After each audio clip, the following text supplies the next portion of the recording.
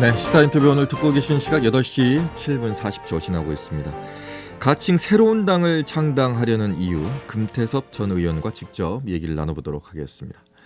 여보세요? 예, 안녕하십니까? 예, 반갑습니다. 먼저 신당 창당 준비 9월에 지금 발기인 대회를 예고하고 계시는데 잘 준비되고 있으신가요? 예, 저희가 9월에 발기인 대회를 갖고 이 시도당 창당을 거쳐서 11월 늦어도 연말 전에는 창당을 완료하려고 하고 있습니다. 얼마 전에 광주에서 간담회를 가졌고요.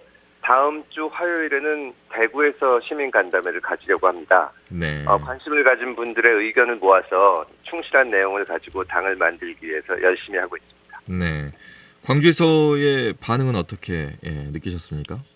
예, 뭐 저희가 항상 하는 우리 정치의 문제가 양 당이 서로 변화하지 않고 항상 싸우면서 정말 시민의 삶에 중요한 의미를 갖는 문제를 다루지 못한다는 것인데요. 특히 광주나 전남 지방에서는 민주당이 오랫동안 있으면서 이 정치가 시민들의 삶을 나아지게 하는데 별 영향을 못 미쳤기 때문에 네. 이제는 바꿔야 된다 하는 시민들의 기대도 많고 또 여러 가지 궁금하신 점들도 많아서 그런 얘기를 나누면서 아주 의미 있는 시간을 보냈습니다. 네. 금태섭 전 의원께서는 그 민주당에 있을 때도 여러 가지 그 비판적인 얘기를 많이 한 걸로 기억이 되고 있습니다. 예. 민주당 내에서 그렇게 발언을 하시면서 비판적으로는 시각을 가지게 되신 이유가 있으신가요? 좀 근본적으로 보면은 이제 2017년, 16년부터 17년 사이에 박근혜 전 대통령에 대한 탄핵이 있었을 때, 네.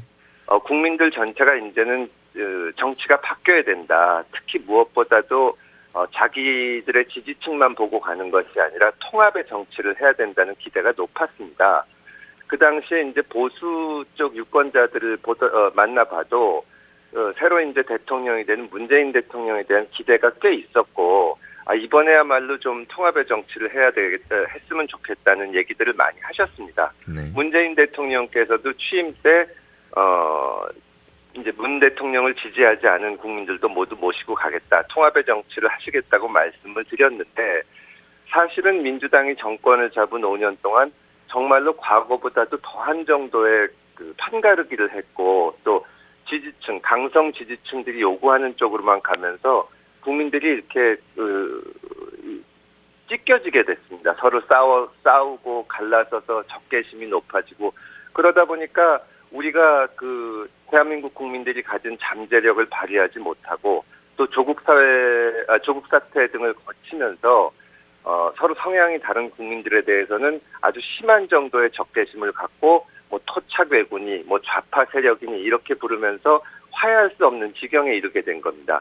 저는 그 문제를 해결하지 않고는 이게 한국 사회가 하나의 공동체로서 제대로 기능할 수 없다고 생각을 했기 때문에 정권을 잡고 있던 민주당서부터 바뀌어야 된다. 그런 얘기를 많이 했던 겁니다. 네. 그런데 그것을 외면을 하면서 결국 국민들이 실망하고 20년 집권을 호언장담하다가 5년 만에 정권을 내주게 된 것이죠. 지금 생각해도 참 안타까운 일입니다. 네. 20년 정권 얘기하신 분은 제가 기억나는 분이 있는데 네. 그 얘기를 하신 것은 오만이라고 판단하시는 건가요? 예, 그렇습니다. 사실은 근데 그때 많은 사람들이 그렇게 될 거라고 생각을 했거든요. 네. 그러니까 단순히 그때 당시에 촛불 집회에 나섰던 사람들의 숫자가 다 합치면은 1,700만 명이 됩니다. 네. 연인원으로 우리 인구의 3분의 1 정도가 그 광장에 나섰는데요.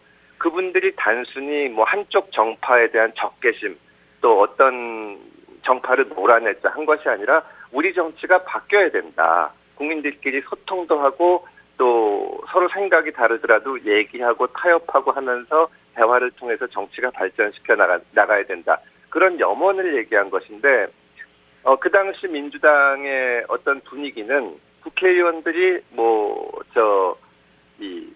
개헌 논의만 해도 몇천 통씩 문자 폭탄을 받는 일들이 생겨나기 시작했고 또 대통령이 하시는 일에 예를 들어서 조국 장관 임명에 대해서 얼마든지 여당이든 야당이든 묻기도 하고 견제를 할 수도 있는 건데 이런 정상적인 일에 대해서도 아예 입을 열지 마라. 그러면서 지금은 수박 얘기를 하지만 그때는 무슨 토착외군이 해가면서 입을 다물게 했거든요. 네. 그러니까 갈등이 계속 증폭된 것이고 그러다 보니 지금은 생각이 다른 사람들끼리는 서로 대화도 하지 않는 그런 분위기가 자리 잡게 된 겁니다. 네. 지금 윤석열 정부에 들어서도 그것이 바뀌지 않고 있는데 윤 대통령이 취임하신 지 1년이 훌쩍 넘었는데 아직 제1야당 대표인 이재명 대표하고 만나보지도 않으셨거든요. 네. 거기에 대해서 저도 그렇고 많은 사람들이 비판을 하고 있는데 이것을 좀 더 거슬러 올라가 보면 사실은 문재인 정부 때서부터 보수 정당 사람들에 대해서 친일 기득권 세력이다, 토착 외구다 이러면서 정말 대화를 안 하고 외면하는 그런 분위기가 형성됐던 것 같습니다. 저희는 이거를 바꾸지 않으면 양쪽 어느 쪽이 정권을 잡던지 간에 반대쪽에서는 무조건 발목이나 잡으려고 하고 실패하기를 바라고 이런 정치가 계속될 거라고 생각을 하고 있습니다. 현 정부에서도 지금 야당의 대표를 만나지 않는 것은 뭐 또 이제 이런 얘기 나옵니다. 방금도 좀 비슷하게 좀 얘기가 나왔는데 전 정권에서도 그러지 않았느냐 이렇게 말을 하면서 그게 타고 온 거다. 지금까지 흘러온 거다. 이렇게 말을 하는데 그러면 지금 정권에서는 그렇게 안 하면 되는데 지금도 그렇게 하고 있다는 말씀이시잖아요. 그렇게 안 하는 이유가 사실은 그냥 좀 정치적인 이해관계만 따져보는 순전히 정치공학적으로 보면 네. 총선의 투표율이 50% 중반대 내지 60% 중반대가 됩니다. 바꿔 얘기하면은 유권자의 25% 내지 30%의 표를 얻을 수 있으면 당선이 되고 집권을 할 수 있다는 의미거든요. 네. 그러니까 민주당이든 국민의힘이든 정권을 잡았을 때 그 집권 여당의 어떤 유리한 점을 이용해가지고 강성 지지층을 똘똘 뭉치게 해서 그 사람들의 표를 가지고 그 사람들을 투표소를 나가게 해서 그 동력만으로 집권을 하려고 합니다.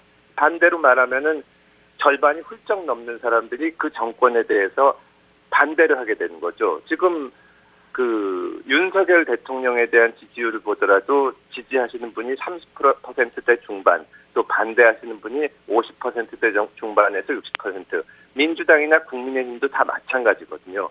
그런 정치가 계속 되는 건데 이것이 문재인 정부 때도 정말로 이래도 되나 할 정도로 강성 지지층의 의견만 받아서 하는 정치를 시작했기 때문에 양쪽 다 지금은 서로 배워가면서 악화되고 있는 것입니다. 네. 그렇게 분석하시면서 내년 총선 얘기를 이제 금태섭 전 의원께서 하시는데 30석을 확보하겠다. 예. 가능한가요? 저희는 충분히 가능하다고 생각을 합니다. 저희가 사실은 이제 신당이라는 것이 처음부터 집권을 하거나 제1당이 될 정도로 준비를 하고 역량을 갖추기는 어렵습니다. 근데 유권자의 입장에서 봤을 때 박근혜 대통령이 될 때도 우리 유권자의 과반수가 박근혜 대통령을 지지했습니다. 지금 헌법이 생긴 이후로 처음 있던 일인데요. 그런데 4년 만에 탄핵 사태를 맞으면서 대단히 실망을 해서 그때 다시 아까 말씀드린 것처럼 많은 기대를 가지고 문재인 대통령을 응원을 했고 또 문재인 대통령이 당선이 됐는데 편가르기와 이 상대방에 대한 적개심을 증폭시키는 것을 보면서 실망을 했고 그 이후에 다시 보수 쪽에서 대통령 후보를 나온 윤석열 대통령이 공정과 정의를 들고 나왔을 때 당선을 시켜줬는데 양쪽 진보가 됐든 보수가 됐든 어느 쪽이 해도 서로 싸우기만 하고 달라지는 것은 하나도 없다. 그래서 정치가 바뀌어야 된다는데 많은 사람들이 동의하고 있습니다. 네. 과거에는 선거 때 보면은 이 신당이나 제3당의 움직임이 있으면 뭐 다들 좋다고는 하시면서도 그래도 내가 지지하는 당이 조금이라도 이겨야 되지 않냐. 그래도 저 상대방이 많은 의석을 차지하면 안 되지 않냐. 이런 말씀들을 많이 하셨는데 지금은 국민의힘 지지하시는 분들도 내년 총선에 국민의힘이 180석쯤 차지하면 좋으시겠습니까? 그러면 아니라고 말씀하세요. 네. 그러면 더 일방적으로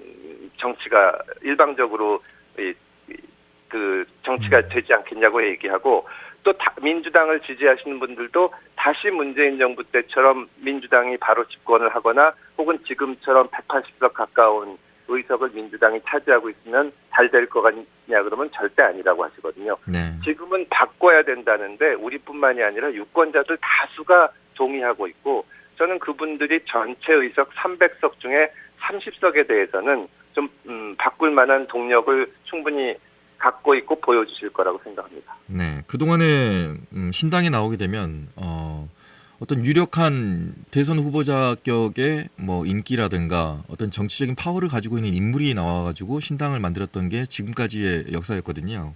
근데 이번에는 그렇지 않고 제3지대에서 우리 다시 모여서 정치를 바꿔보자라는 그런 어떤 이런 논리로만으로 이번에 지금 모이게 되는 것 같은데 이게 성공할 수 있을까요?